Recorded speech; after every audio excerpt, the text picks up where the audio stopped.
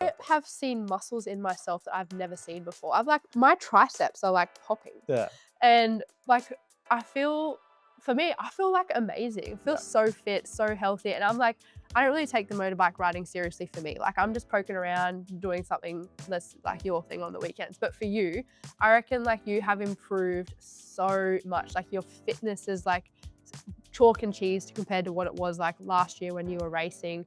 What are you sitting second overall in the pro class at the moment?